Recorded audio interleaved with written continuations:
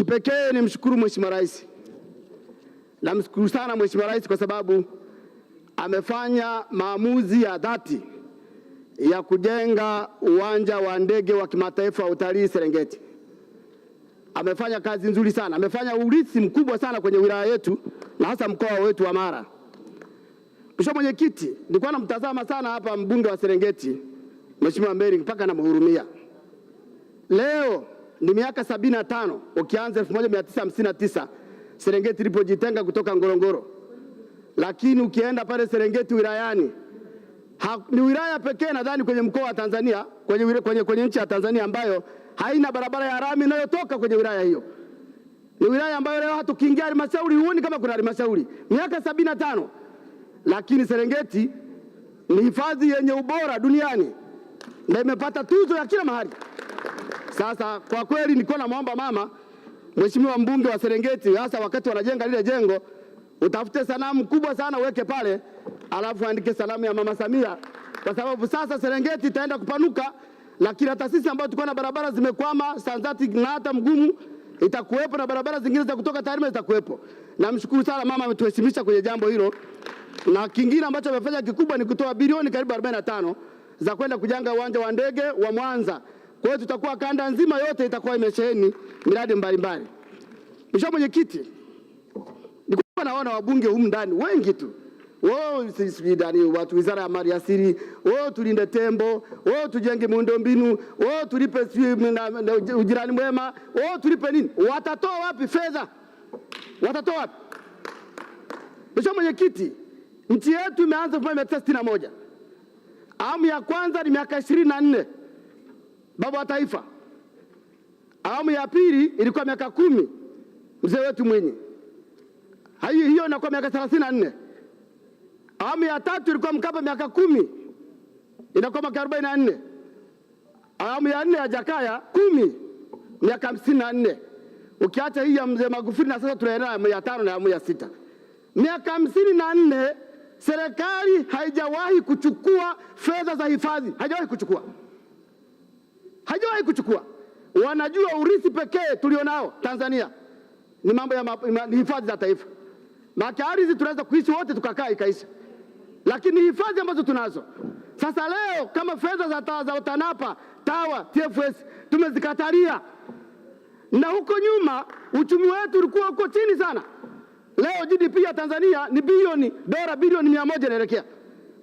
Tuna vyanzo vingi vya mapato. Ni kwa nini hatutoi fedha za TANAPA, TAWA na TFS? Kwa nini?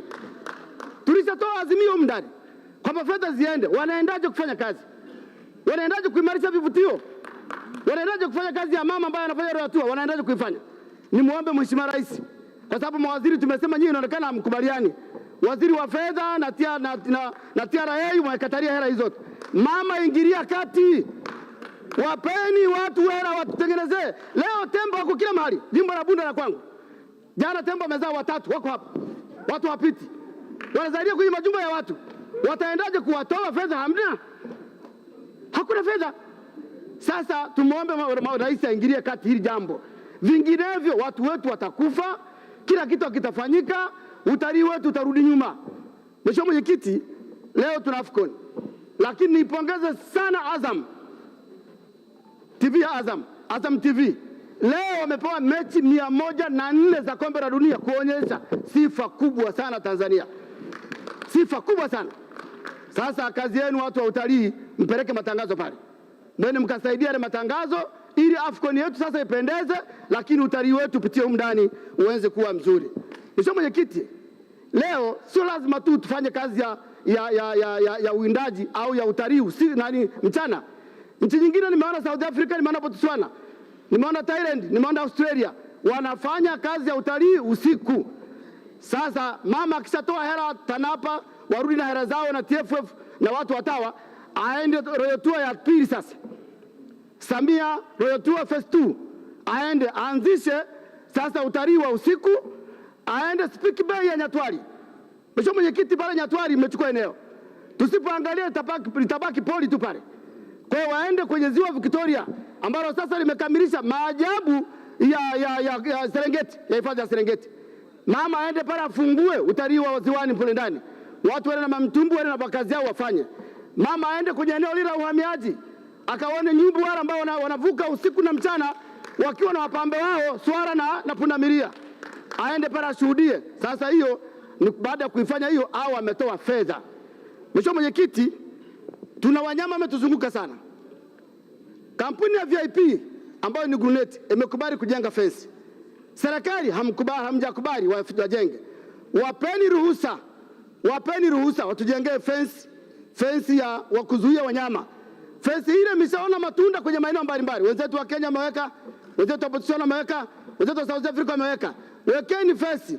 Vinginevyo jimbo la Bunda tuambieni sasa kwa mwaka mnatulipa shilingi ngapi? Maketembo hapo pale kila siku wanazaliana pale. Nimesema jana watatu wamezaa pale, lakini juzi walio mtu mmoja anapeleka mwanafunzi. Kwa hiyo tuombe kwamba sasa tuwekeni fence.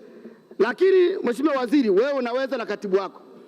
Mwekezaji wa VIP wa Grunet amekuja pale karibu miaka ya karibuni tu, akazuia watu kuwinda, tulikuwa tunapewa wanyama. Hifadhi ya Grunet ilikuwa inachukuliwa kama open area ya watu wa Bunda. Serikali ikaichukua ikasema itakuwa inawalipa. Wakaja na mtindo wa kutupa wanyama kwenye kota. Wakaja Grunet wakasema kwamba wanyama acheni hao wanyama, tutawalipa fedha. Wakaanza na milioni 2, wakaanza na milioni 4. Sasa juzi wamekataa, hawalipi. Wanasema nyie serikali mmewazuia.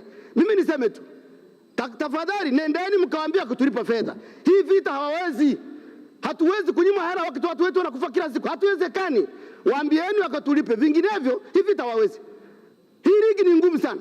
Waende watulipe hela zao walizokuwa wanatulipa, kwa sababu sisi ni majirani zao, na Mungu hakuwa mjinga aliposema mpende jirani yako kama unavyojipenda. Mheshimiwa Mwenyekiti, nawashukuru sana, asanteni sana. Asante sana Mheshimiwa Boniface Mwita. Naunga mkono hoja. Asante.